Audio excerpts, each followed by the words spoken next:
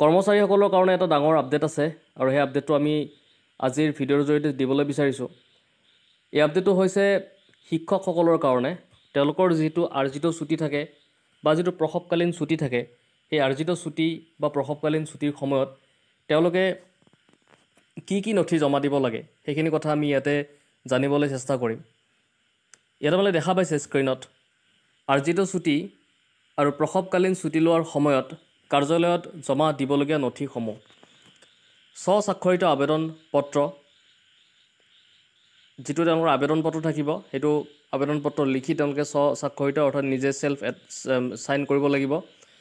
তাৰপিছত স্বস্বাক্ষৰিত আবেদন পত্ৰ শিক্ষা সেতু এপত আপলোড কৰি স্ক্ৰীনশ্বট ল'ব লাগিব আৰু তাৰ প্ৰিণ্ট আউটখন আবেদন পত্ৰৰ লগত গাঁঠি দিব লাগিব।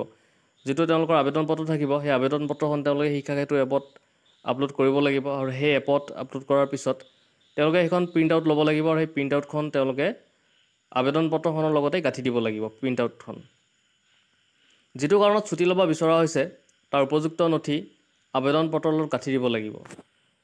তেওঁ কি কাৰণত ছুটিটো ল'ব বিচাৰিছে, সেই ছুটি লোৱাৰ যিটো তেওঁৰ কাৰণ, সেই কাৰণটো তেওঁলোকে দিব লাগিব আৰু আবেদন পত্ৰখনৰ লগতে সেইটো গাঁঠি দিব লাগিব। তাৰপিছত আহিছে লিভ একাউণ্ট ফৰ্ম এখন আবেদন পত্ৰৰ লগত গাঁঠি দিব লাগিব। লিভ একাউণ্ট ফৰ্ম থাকিব আৰু সেইখন ফৰ্ম তেওঁলোকে পূৰ কৰি পেলাই সেইখন পত্ৰৰ লগত গাঁঠি দিব লাগিব। তাৰপিছত আহিছে, যিহেতু এতিয়া আৰ্জিত ছুটি আৰু প্ৰসৱকালীন ছুটি দুটা কথা ইয়াতে লিখা হৈছে, তো ইয়াতে আকৌ ইফালে লিখিছে স্বস্বাক্ষৰিত আবেদন পত্ৰ শিক্ষা সেতুৰ ওপৰত আপলোড কৰি স্ক্ৰীনশ্বট ল'ব লাগিব, তাৰ প্ৰিণ্ট আউট লৈ প্ৰিণ্ট আউটখন আবেদন পত্ৰৰ লগত গাঁঠি দিব লাগিব। তাৰপিছত আহিছে সন্তান জন্মৰ প্ৰমাণ পত্ৰৰ প্ৰত্যায়িত নকল আবেদন পত্ৰৰ লগত গাঁঠি দিব লাগিব। এইটো হৈছে তেওঁৰ যিটো সন্তান জন্ম দিয়াৰ যিটো প্ৰমাণ পত্ৰ, সেই প্ৰমাণ পত্ৰখন অৰ্থাৎ বাৰ্থ চাৰ্টিফিকেটেই হওক, সেই বস্তুটোৰ আপোনাৰ পত্ৰৰ প্ৰত্যায়িত নকল আবেদন অৰ্থাৎ জেৰেক্স কপি তেওঁ গাঁঠি দিব লাগিব।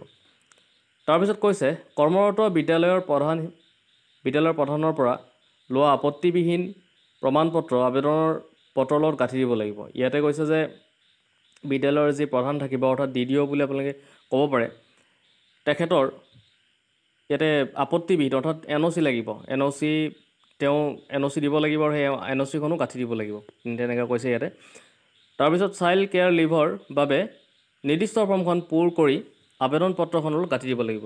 এতিয়া চাইল্ড কেয়াৰ লিভৰ ক্ষেত্ৰত যিটো তেওঁলোকৰ আবেদন পত্ৰ থাকিব, সেই আবেদন পত্ৰখন পূৰ কৰি পেলাই তাত জমা দিব লাগিব। তাৰপিছত আহিছে আপোনাৰ যিটো কাৰণত ছুটি ল'ব বিচৰা হৈছে তাৰ উপযুক্ত নথি আবেদন পত্ৰলৈ গাঁঠি দিব লাগিব আৰু লিভ একাউণ্ট ফৰ্মখন আবেদন পত্ৰৰ লগত গাঁঠি দিব লাগিব। তো দেখিলে আপোনালোকে ইয়াতে আৰ্জিত ছুটিৰ কাৰণে আৰু প্ৰসৱকালীন ছুটিৰ কাৰণে ইয়াতে কথাখিনি কোৱা হৈছে। আৰু এই যিটো আহিছিলে আপডেট, সেই আপডেটটো আপোনাৰ আহিছিলে 2/5/2025 তাৰিখত, অৰ্থাৎ শিক্ষা সেতু এপত তেওঁলোকে আপলোড দিয়াৰ লগতে স্ক্ৰীনশ্বট বা অন্যান্য যিখিনি কাম থাকে সেই কামখিনি আমি ইয়াতে দেখিছোঁ, অৰ্থাৎ আৰ্জিত ছুটি আৰু প্ৰসৱকালীন ছুটিৰ কথাক লৈ পেলাই। যদি ভিডিঅ'টো ভাল লাগিছে লাইক, শ্বেয়াৰ, ছাবস্ক্ৰাইব কৰি দিব।